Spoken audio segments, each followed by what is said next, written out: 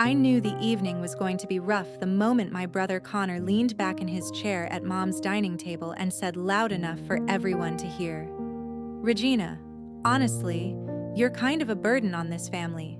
You're almost 40, still single, no kids. And what do you even contribute besides showing up for free food?" The words landed like a slap. The room went quiet except for the scrape of Addison's fork against her plate, and Mom shifting uncomfortably in her seat. I felt every pair of eyes flick toward me, waiting for a reaction. I didn't give them one. I just kept chewing the last bite of roasted chicken, swallowed, and set my fork down neatly. No tears, no comeback, nothing. Inside, something settled, cold, clear, final. My name is Regina Scott. For the last 15 years, I've worked as an independent financial advisor out of my home office in the Salt Lake City suburbs, quietly building a solid book of clients who trust me to protect their money the way I used to protect this family's. Nobody at that table ever bothered to ask what I actually do all day, or how many late nights I spent reviewing contracts, running projections, and making sure everything stayed on track. They just assumed I was the quiet one, the reliable one, the one who would always be there when they needed something. They had no idea that 3 years ago, when Connor decided to expand his outdoor gear stores into a 5-location chain across Utah, I was the one who personally signed the loan guarantee that made the whole thing possible. $2,500,000 hanging on my signature alone, because the bank wouldn't move forward without a personal guarantor with my credit and assets. I never told them how much risk I took on how many of my own savings I kept liquid just in case things went south. To them, it was Connor's big success story. To me, it was just another way to keep the peace. But that word burden echoed in my head the entire drive home through the dark, snowy streets. I pulled into my garage, killed the engine, and sat there for a minute, staring at the dashboard lights. 15 years of stepping in when Dad died, handling Mom's bills, covering Connor's early business shortfalls, co-signing whatever needed co-signing, and tonight, I'm a burden. Fine. I walked inside, dropped my keys on the counter, and went straight to the hallway closet. Behind the spare coats was the small fireproof safe I hadn't opened in months.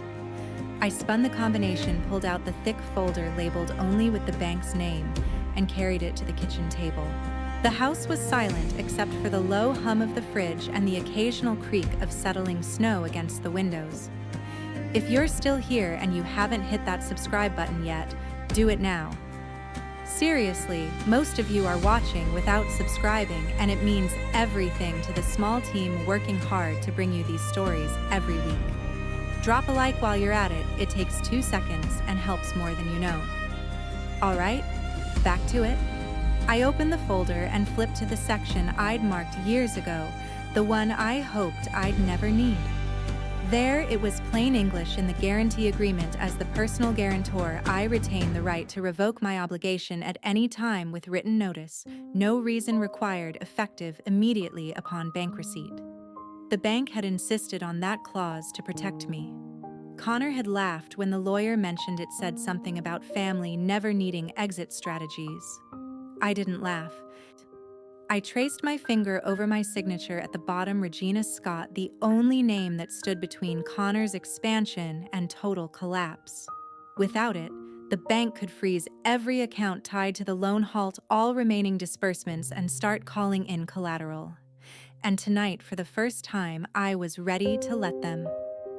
2 hours after I walked out of Mom's house, I closed the folder, slipped it into my bag for tomorrow, and turned off the kitchen light.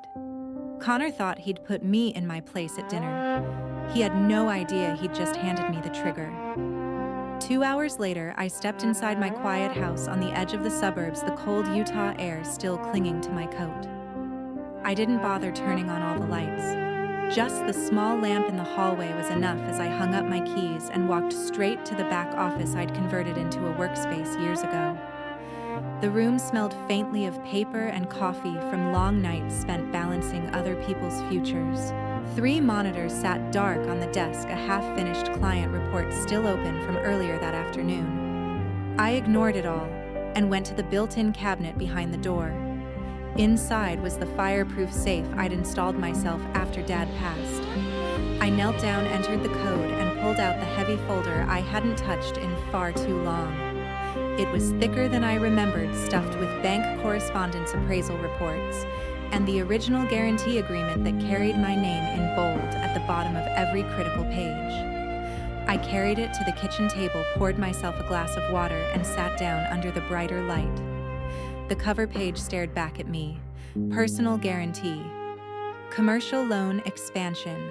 Scott Outdoor Supply LLC. Connor's company name, but my liability. $2,500,000 tied directly to my personal assets, my credit, my future. The bank had required a guarantor with substantial net worth and no conflicting obligations, and I'd been the only one who qualified without dragging Mom into it.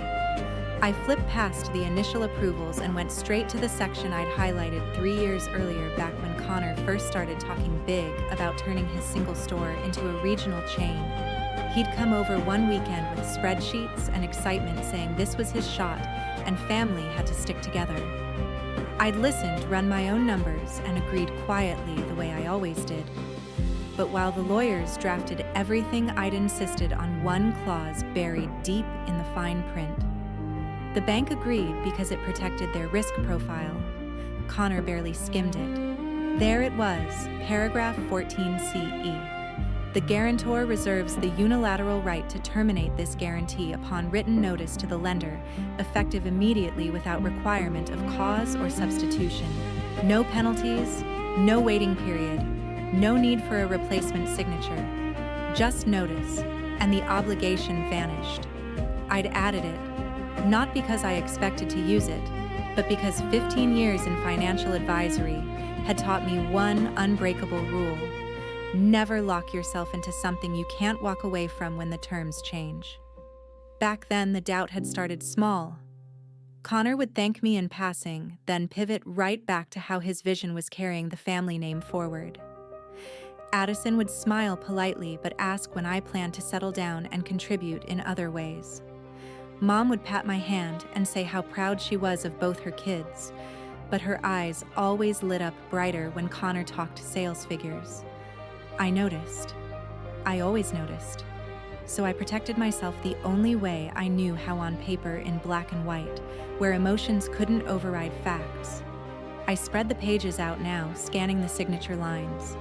My name appeared no fewer than 6 times, each one notarized and witnessed. Without those signatures active, the bank's risk exposure skyrocketed. They'd have no choice but to halt remaining disbursements, secure existing collateral, and freeze any accounts linked to the loan until the exposure was resolved. Connor's expansion, new leases, inventory orders, construction deposits would grind to a stop overnight. I leaned back and stared at the ceiling for a long moment. This wasn't impulsive. I'd run the scenarios in my head 100 times over the past year, every time Connor bragged about growth, without ever mentioning the foundation I'd provided. I'd updated my own liquidity, moved assets into protected accounts, and kept my credit pristine just in case. The contingency wasn't paranoia, it was preparation. My phone buzzed on the counter, a text from Brooke asking if I got home okay. I typed a quick yes and set it face down. Tomorrow would be soon enough to reach out to Mr. Bryant Shaw at the bank. I'd call first thing, keep it professional, and deliver the notice exactly as the agreement allowed. No drama, no explanation required. I gathered the pages, slid them back into the folder, and returned it to the safe. The click of the door shutting felt heavier than usual. For the first time in years, the weight I'd been carrying didn't feel like mine anymore. The next morning, I brewed a strong cup of coffee and settled at my desk before the sun fully cleared the mountains. I pulled up Mr. Bryant Shaw's direct line for my contacts. He'd been the commercial loan officer assigned to the deal from day one. We'd spoken dozens of times over the years, mostly quick check-ins about disbursement schedules or covenant compliance. He knew my voice the second he picked up. "Regina Scott calling for Bryant Shaw," I said when the assistant transferred me. "Regina, good to hear from you." Bryant replied, his tone warm and professional as always. Everything all right with the Scott outdoor expansion. We're set to release the next tranche next week. I leaned forward, keeping my voice steady and matter-of-fact. Actually, that's why I'm calling. I need to formally revoke my personal guarantee on the loan effective immediately. There was a brief pause, the kind that comes with shuffling digital papers. Revoke the guarantee. You're sure this is under paragraph 14 CE, correct? That's right, I confirmed. I'm exercising my unilateral right to terminate. No substitution needed. He cleared his throat, and I could picture him pulling up the file on his screen. All right, I see the clause here. It's ironclad, no notice period required on your end. I'll need something in writing from you to attach to the file, but verbally this starts the clock. Email or fax work fine. I'll send the signed notice within the hour, I said. Scanned and notarized if you prefer. Email's sufficient for now. We'll follow up with originals. Another pause longer this time. Regina, I have to ask off the record, is everything okay? This is a significant exposure shift. I appreciated the concern, but I wasn't about to explain family dynamics to the bank. It's a personal decision, Bryant. Nothing reflecting on the borrower's performance. I just need to adjust my own risk profile. Understood? No judgment here. I heard typing in the background. Once I receive your notice, we'll flag the file for immediate review. Standard protocol means suspending any pending disbursements and securing collateral positions. That includes freezing accounts tied directly to the loan proceeds until we mitigate the gap. I knew exactly what that meant. Connor's business checking the line of credit for inventory. The construction draws anything routed through the guaranteed facility would lock down fast. Vendors would get delay notices. Leases could trigger defaults. And the whole expansion chain would stall while the bank decided next steps. How quickly does the freeze hit, I asked, though. I already knew the answer from similar cases I'd advised clients on. System flags it within minutes of confirmation, Bryant said. Account holders get automated alerts by end of business today. Full restrictions by close of banking hours. We'll send formal letters tomorrow. I nodded to myself. Appreciate the heads up. You'll have my email shortly. Got it. And Regina, if there's anything else we need to discuss, my door's open. We ended the call on that polite note. I opened a new document, typed a simple revocation letter citing the exact paragraph, signed it digitally, and attached a scanned notary seal I kept for client work. Hit send. The timestamp read 9:17 a.m. Less than 10 minutes later, my inbox pinged with Brian's receipt confirmation and a read receipt from the compliance team. Done. Irrevocable. I sat back and watched fresh snow start to fall outside the window. The house felt quieter than usual, the kind of quiet that comes after committing to something irreversible. My phone stayed silent. No surprise texts, no early warnings. Connor probably hadn't even opened his banking app yet. I powered through a couple of client emails updating portfolios and scheduling virtual meetings. Normal routine on the surface, but underneath everything felt different. For years, I'd structured my life around being the safety net nobody acknowledged. Today, I'd cut the ropes on my side. By late morning, another email arrived from the bank. This one, an automated courtesy copy addressed to all parties on the loan file. Subject line neutral. Update to guarantee status. Action required. The body outlined the revocation, referenced my notice, and stated that protective measures were now in effect pending resolution. Connor would see his name listed as primary borrower right next to the new risk flag. His phone would light up soon enough. I closed the laptop and stood up to stretch. Whatever came next wasn't in my control anymore. The bank had the wheel, and they protected their interests first. By early afternoon, my phone finally started buzzing with notifications I'd been expecting. The first was an automated bank alert forwarded to my email as co-party on the original file. Restrictions applied. Immediate action required. No drama in the wording, just cold facts about suspended transactions and contact instructions. I archived it without replying. Then the personal calls began. Connor's name flashed on the screen 3 times in a row. I let each one ring out to voicemail, watching the little icons stack up. When the 4th came, I silenced the ringer entirely and set the phone face down. Whatever he had to say could wait. A minute later, a text from an unknown number in the family group popped up. Addison forwarding a screenshot of Connor's business account dashboard, red banners screaming, "Frozen. Contact lender." Her message, "What is going on?" followed by a string of question marks. I didn't respond. Instead, I stepped away from the desk and made a sandwich, eating it slowly at the counter while staring out at the snow-covered backyard. The silence felt deliberate now, not empty. That's when Brooke started texting. She and I had always stayed in touch more than the rest of the cousins, quick check-ins, no pressure. Her first message came in at 2:47 p.m. "Hey, you okay, Connor? Just blew up the family chat saying all his accounts are locked. Like everything. He's freaking out." I typed back a simple, "I'm fine," and left it at that. She responded almost immediately. "They're all heading to Annette's house right now. Emergency meeting or something. Connor's saying the bank made a huge mistake, and it's going to kill the new stores." Another text followed before I could reply. "Addison's driving him over. He's on the phone yelling at someone from the bank saying it's a glitch." Annette sounded worried when she called me. I could picture it perfectly. Connor pacing the living room at Mom's place, face red, phone glued to his ear, while Addison hovered nearby trying to calm him. Annette Mom sitting at the kitchen table, wringing her hands the way she did whenever money got tight after Dad died. Brooke kept the updates coming in real time. He just walked in. Everyone's gathered around the table looking at printouts. Connor's insisting it's temporary, that the bank messed up the guarantee flags.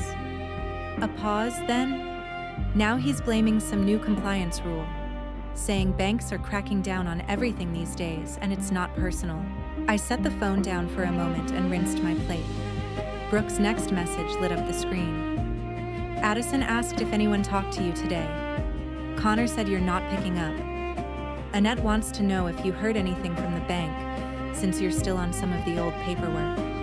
I typed, "Haven't heard a thing." It wasn't a lie in their eyes. Brooke, "They're all agreeing it's the bank's fault. Connor's talking about calling their legal team, saying he'll sue if they don't fix it by tomorrow. He's convinced it's an error in the system."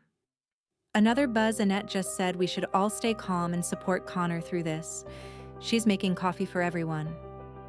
I leaned against the counter, reading the stream of messages. The blame game had started exactly as predicted.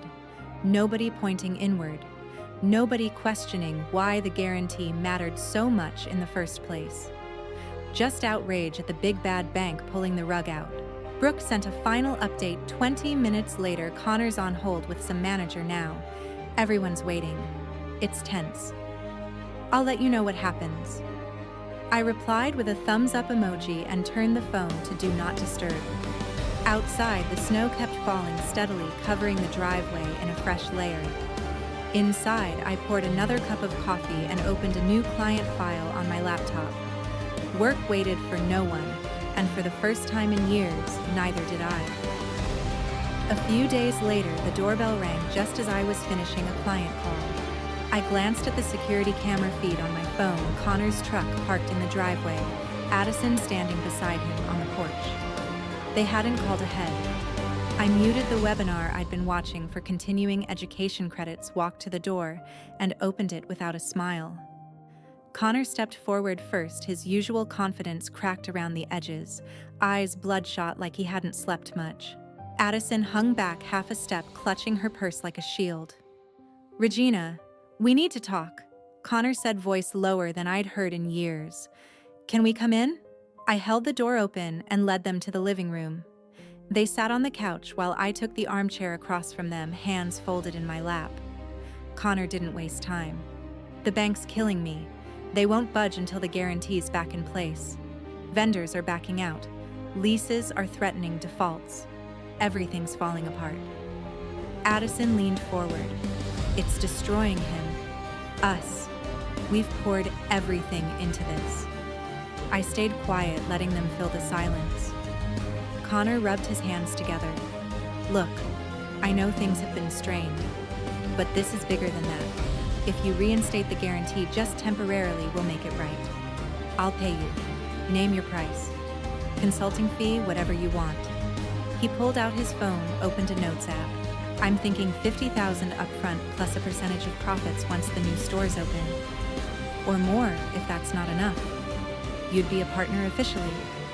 Addison nodded quickly. And we'll cover any personal costs. Legal fees, whatever the bank charges to process it. This doesn't have to affect your credit long term. Connor set the phone down. We can have papers drawn up tomorrow. My attorney's ready. Just say yes, and we fix this. I watched them for a long moment. The offer hung in the air, generous on paper, desperate underneath. No, I said, calm and flat. Connor blinked. No, Regina, come on. This isn't the time to hold grudges. Addison tried a softer angle. We're family. We've always worked things out. Remember when you helped with the first store? This is the same thing. Connor jumped back in. 100,000 then, or I'll put you on payroll, 6 figures, whatever role you want. You'd have equity, real ownership. He was bargaining like it was a business deal, voice rising with each offer as if money could rewrite the past few years. I shook my head. I'm not reinstating anything. Addison's eyes welled up. Why? What did we do that's so bad you'd let everything collapse? Connor stood up, pacing now. This will wipe me out. The houses, the cars, everything we've built. You'd really watch that happen? I met his eyes directly. You called me a burden at dinner. Remember, I'm just acting like one. The words landed softly, but they stopped him cold. Addison froze, glancing between us. Connor opened his mouth, closed it, then tried again. I didn't mean it like that. It was the heat of the moment, stress from the expansion. You know I say dumb things when I'm worked up. Addison reached for my hand. Please, Regina, think about Annette. This is breaking her heart. I pulled back gently. My decision's final. The bank has my notice. There's no going back. Connor's face shifted from pleading to frustration. You're doing this on purpose. Over one stupid comment, I stood up, signaling the end. I'm protecting my own interests, something you might understand. Addison started crying quietly as Connor stared at me like he didn't recognize his sister. They left a minute later, the door closing behind them with a soft click. I returned to my desk and unmuted the webinar, picking up where I'd left off. That weekend, Brooke texted asking if I'd come to Mom's for a family lunch. I almost declined, but curiosity won. I drove over around noon, parking behind a row of familiar cars in the driveway. The house smelled of pot roast and tension the moment I stepped inside. Everyone was already gathered in the dining room, Annette at the head of the table. Connor slouched in his usual spot, Addison beside him, picking at a napkin. Brooke gave me a small wave from the corner. Annette stood up to hug me, holding on longer than normal. Sit, honey. We're all here because we need to talk this through as a family. I took the empty chair and waited. She started gently, voice soft, like when she mediated arguments years ago. Connor's been filling me in on what's happening with the business. It sounds scary, and I hate seeing him so stressed. We've always pulled together in tough times. Connor nodded but stayed quiet, eyes on the table. Annette reached across and squeezed my hand. You've done so much for us over the years. I know that.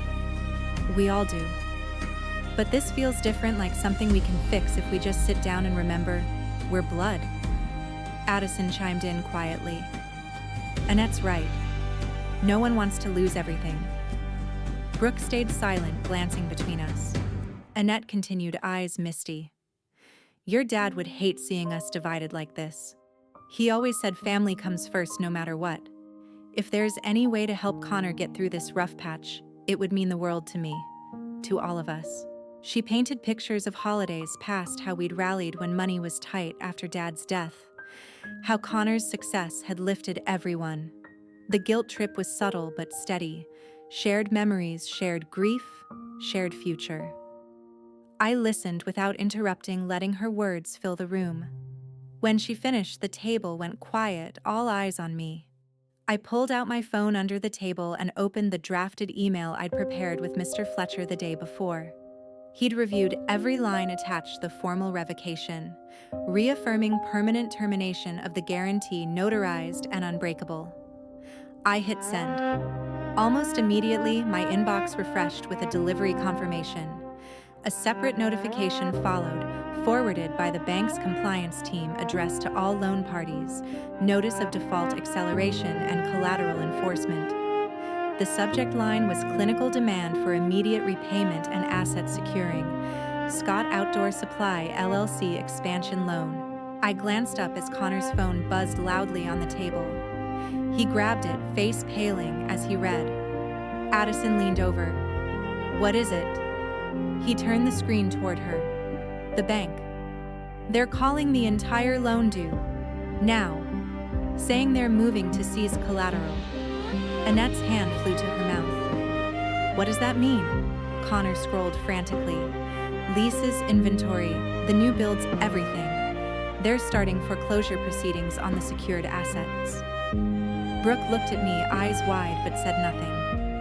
Annette turned back to me, voice breaking. "Regina, please. There has to be something you can do." I set my fork down. I just did. The email from Mr. Fletcher popped up next, his confirmation that the bank had received the reinforced revocation and was proceeding accordingly. Connor stared at me. "You sent something. Right now?" I nodded once. Permanent confirmation. No reversals. Annette reached for me again, tears starting. "But family." I stood up slowly. "Family doesn't get to decide my financial future." The room froze as Connor kept reading the bank's notice aloud, voice cracking on words like liquidation and deficiency judgment. I walked to the door without another word, leaving the pot roast cooling on the table. Over the next few weeks, the fallout became impossible to ignore. Brooke's texts slowed to a trickle, then shifted tone entirely. One evening, she forwarded a local business listing Connor's original store up for sale at a steep discount, motivated sellers stamped across the photos. Another message followed with a screenshot from a Utah outdoor retailer's forum threads, questioning why Scott Outdoor Supply had pulled out of upcoming trade shows and canceled vendor contracts. I read them during a break between client consultations, archiving without reply. A public records alert I'd set up years ago pinged next notice of foreclosure, filed on Connor and Addison's house in the foothills. The bank had moved fast once the loan accelerated, securing the personal residence pledged as additional collateral. Auction date set for early next month. Connor's name started appearing in industry newsletters I subscribed to, brief mentions of expansion plans postponed indefinitely, suppliers filing claims for unpaid invoices.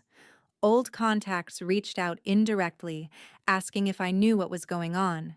I kept responses professional and vague. Then the divorce filing hit the county docket, Addison listed as petitioner, citing irreconcilable differences. The document was public, so Brooke sent the link without comment. Assets divided, no mention of reconciliation attempts.